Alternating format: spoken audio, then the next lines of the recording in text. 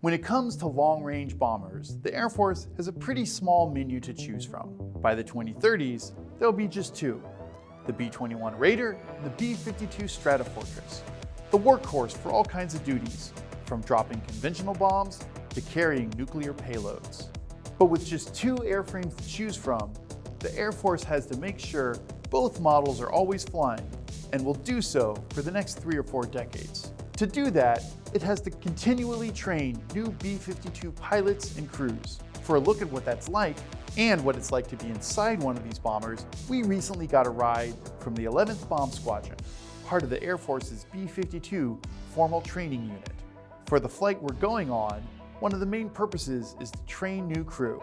So in the cockpit today is First Lieutenant Clay Hultgren, who's learning how to pilot the Stratofortress.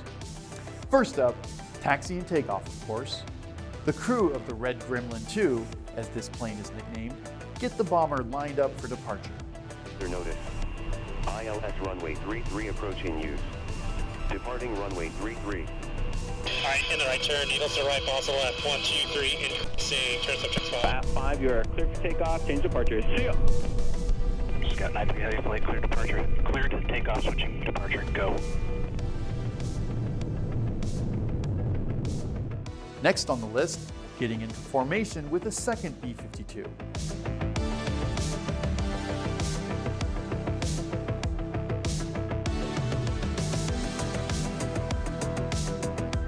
The B-52 is a big aircraft with 8 jet engines, 10 wheels, and a 185-foot wingspan. It's one of the largest planes in the American military. What's it like to learn to fly one? Prior to the flight, we got a chance to sit down with the crew about the experience of piloting the B-52. Pilots come mainly from the T-38 pipeline, which is a small fighter type airplane meant to teach fighter pilots.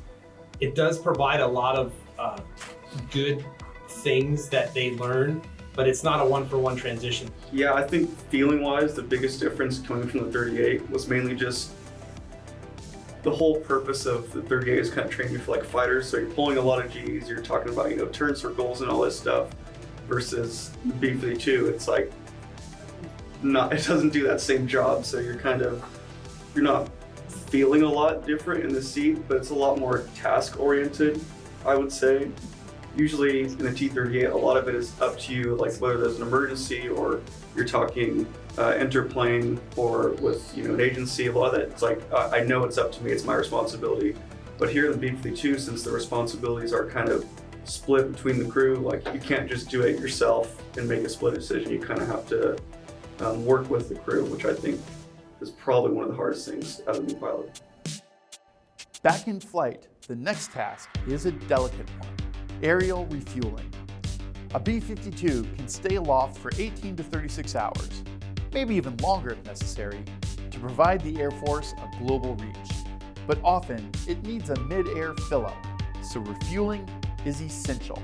But it's also one of the hardest flying skills to master. There's a lot of aerodynamic factors at play, so pilots must learn to delicately approach the refueling aircraft. Mistakes can mean disaster, so the officer in charge has to be ready to take the yoke. The B-52 is built to do one major thing: drop bombs. So after refueling, this bomber turned back to Fort Johnson in Louisiana for simulated bombing practice. What might be seeing you do to the weapons release? So what you'll see is we'll be flying to a target, and then I'll be hitting this button to release. I'll be unlocking here, so I go unlock, and then I go to release the weapons.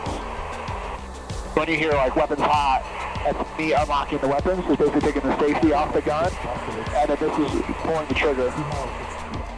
Finally, got to get your plane back on the ground. So the last piece of training for the day is landing.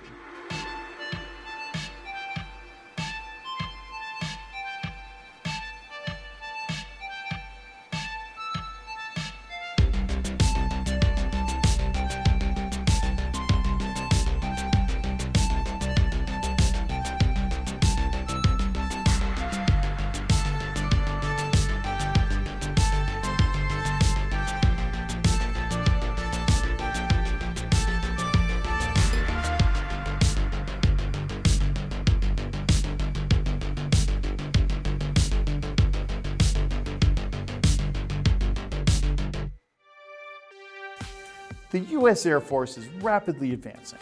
Along with all the high-tech wizardry found in the brand new B-21, it's also incorporating technology like AI, uncrewed drones, and other futuristic capabilities.